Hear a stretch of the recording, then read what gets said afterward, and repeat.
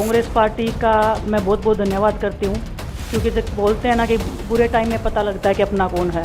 ऐसे ही मेहनत करेंगे और कांग्रेस पार्टी को भी मजबूत करेंगे और देश को भी मजबूत करेंगे।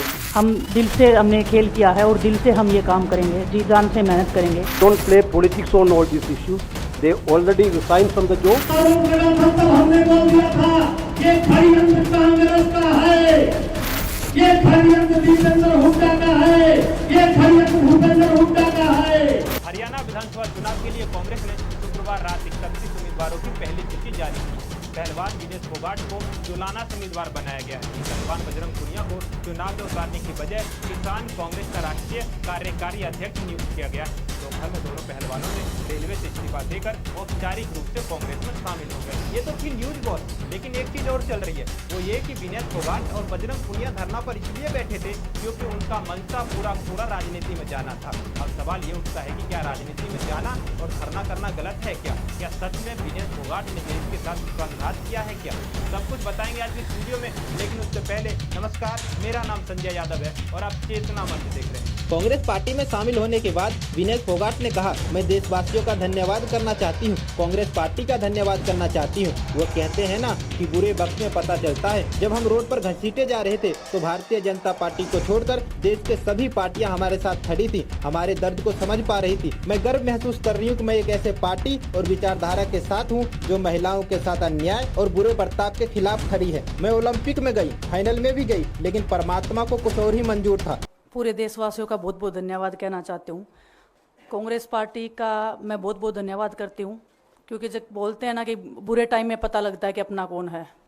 जब हम रोड पे घसीटे जा रहे थे तो छोड़ के बीजेपी को देश में जितनी भी पार्टियां हैं वो हमारे साथ में थी, हमारे दर्द को समझ पा रही थी, हमारे आंसुओं को समझ पा रही थी। मैं बहुत प्राउड फील कर रही हूँ कि मैं एक ऐसी पार्टी में, एक ऐसी विचारधारा में हूँ जो महिलाओं के साथ हो रहा अन्याय और उनके साथ बुरे बर्ताव के खिलाफ खड़ी है। वो लड़ाई लड़ने के तैयार है, सड़क से लेकर संसद तक। और मैं विश्वास दिलाती हूँ पूरे देशवासियों को, जो मेहनत, जो लगन से हमने रेसलिंग में काम किया है। भारतीय जनता पार्टी से सांसद रहे बृजभूषण शरण सिंह का मानना है कि ये पूरा स्क्रिप्ट 18 जनवरी 2023 से पहले ही लिखी जा चुकी। यानी जो धरना हुआ, बेटियों को घसीटा गया, बेटियां घसीटती रही, अपने करियर को दांव पर लगाई, ये सब स्क्रिप्टेड था। मेन मंशा तो इनका राजनीति में आना था। ये कांग्रेस का निर्णय है, क्योंकि शुरू से कांग्रेस इस षड्यंत्र में शामिल थी। ये पूरी स्क्रिप्ट 18 जनवरी के पहले लिखी जा चुकी थी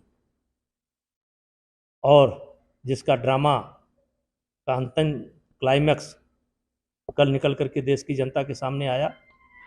उसका अंजाम अब कांग्रेस जाने, लेकिन हम जहाँ तक हमारी सोच है कि कांग्रेस भी एक दिन पछताएगी। धरना के दौरान इन पहलवानों पर न जाने किस किस टाइप का आरोप लगाया गया। यहाँ तक बता दिया गया कि अब पहलवानी में भविष्य नहीं बची है, इसीलिए ये लोग ये सब कर रहे हैं। लेकिन इसके बाद तस्वीर बदली। विनेश फोगाट फाइनल में पहुंची, लेकिन 100 ग्राम वजन ज्यादा होने के कारण उन्हें अयोग्य घोषित कर दिया गया। धरना करते पहलवानों को अगर आप सुनते तो वो हमेशा बोलते हुए पाए गए, हम गलत हैं तो हम पर जांच एजेंसियां बैठाओ। एक समय ऐसा भी आया जब पहलवान नार्को टेस्ट करवाने के लिए भी तैयार हो गए। इतना सब कुछ होने के बावजूद ये कहना बिल्कुल गलत होगा कि विनेश फोगाट ने देश के साथ विश्वासघात किया है, क्योंकि इस केस की जांच के लिए धरना पर बैठे पहलवान हमेशा ही तैयार रहे। कहना गलत इसलिए भी होगा क्योंकि अभी तक इस केस की सटीकता से जांच होकर जनता के बीच में नहीं आया है। आपके माध्यम से बृजभूषण जी को कहना चाहती हूँ कि विनेश नहीं, जितनी भी लड़कियां हैं जिन्होंने कंप्लेंट दी है वो सब रेडी हैं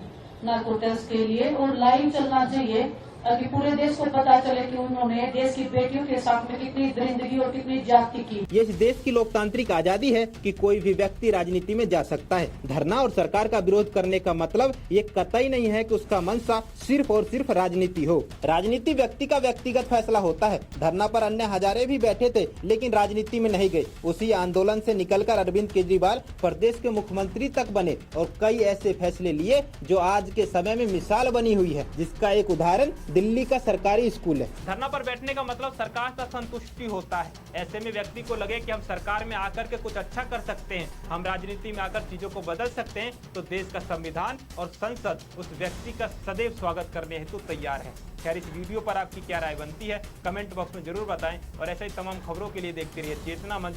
बहुत बहुत धन्यवाद।